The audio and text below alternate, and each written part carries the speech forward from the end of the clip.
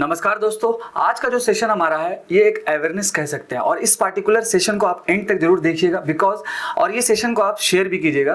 Because जैसा कि दोस्तों ये जो न्यूज़ है राइट नाउ डीआरडीओ का जो स्पाई केस है जैसे डिफेंस रिसर्च डेवलपमेंट ऑर्गेनाइजेशन और ये जो स्पाई केस राइट नाउ आप देख सकते हैं आपके सामने प्रदीप साहब जी हैं जो 59 ईयर्स ओल्ड है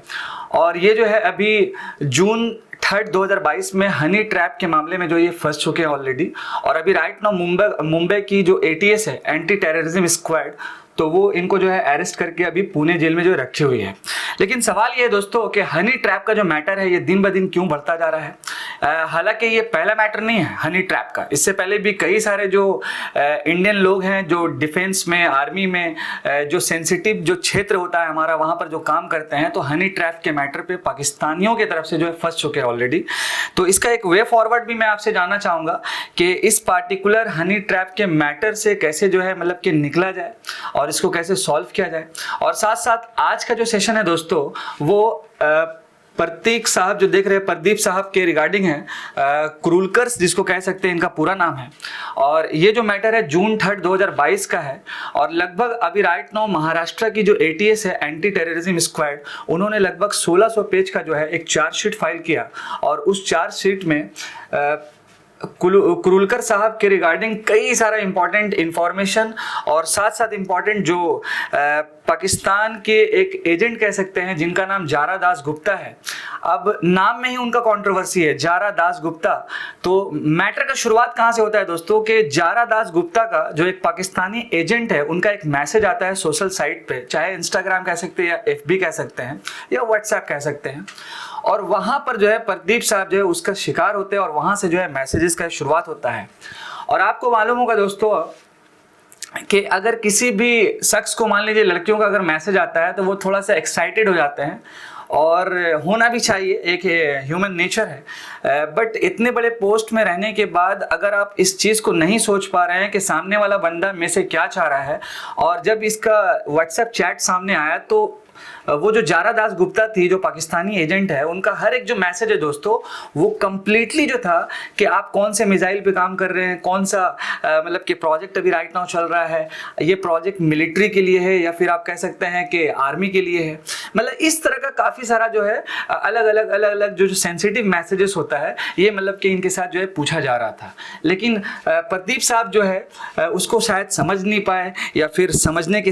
बाद भी जो है मतलब उतना ध्यान नहीं दे पाए और उनसे चैट करते रहे और भारत का जो भी सेंसिटिव इंफॉर्मेशन है डीआरडीओ से रिगार्डिंग, डीएलआरएल से रिगार्डिंग, मिसाइल सिस्टम, अग्नि 6, इसके साथ साथ कई सारा और भी सिस्टम था जैसे एज फॉर एग्जांपल मिशन शक्ति है, मयूरपंख एक इंट्रानेट सिस्टम है डीआरडीओ का वो हो गया। यानी कई सारा जो सेंसिटिव इंफॉर्मेशन है जो इस पार्टिकुलर चार्जशीट में जो है कंप्लीट दिखा, उनके चैट से दिखा और कई सारा मैसेजेस भी दिखा है दोस्तों। तो आखिर ये हनी ट्रैप का जो मामला है जिसके रिगार्डिंग हमारे देश के बड़े बड़े officers, government officials, cabinet ministers और राइट नाउ ऐसे कई सारे बड़े बड़े साइंटिस्ट तो ये जो है शिकार हो रहे हैं। और पाकिस्तान को देखिए आता कुछ नहीं है, पाकिस्तान को क्या है कि इन्हीं सब चीज़ों में ज़्यादा इन्वॉल्व रहता है और ऐसा नहीं है कि पाकिस्तानी जो एजेंट है वो सिर्फ भारत को ही यूज करता है हनी ट्रैप के मामले में, वो और भी अलग अलग कंट्री को जो है इस मतलब कि इस एंगल से जो है अपना शिकार बनाता है। तो यहाँ पर जो मैटर का शुरुआत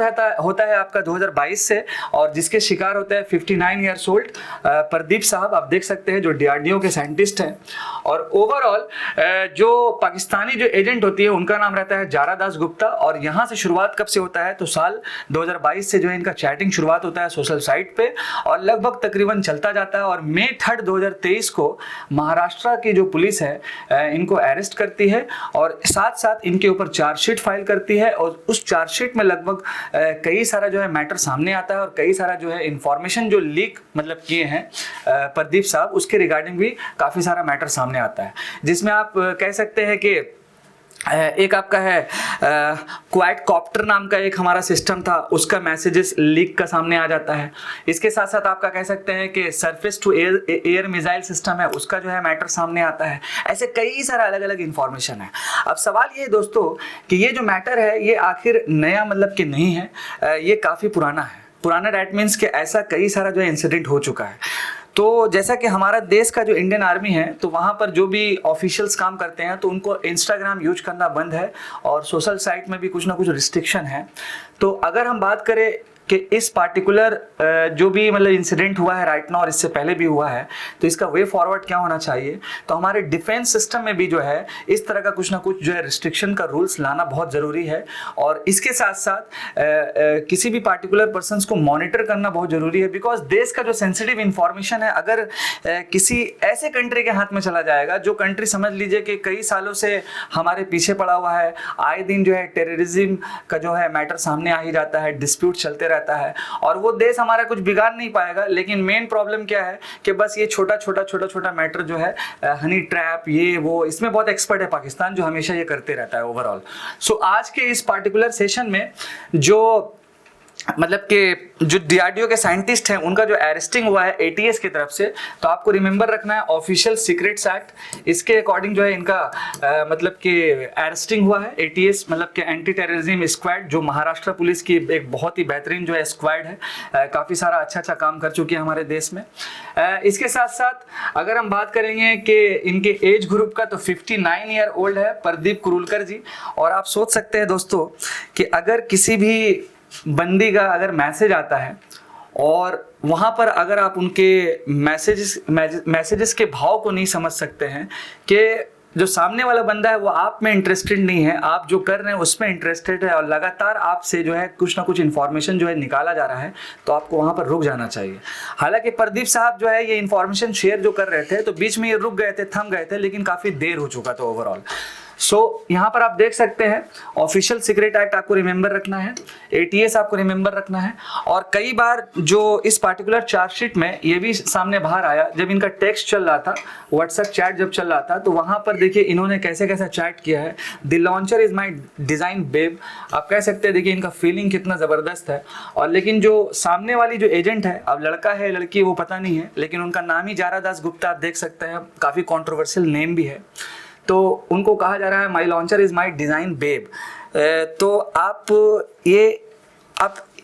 मतलब ये कंडीशन देख सकते हैं ना कि सामने वाला बंदा कौन है, नहीं है,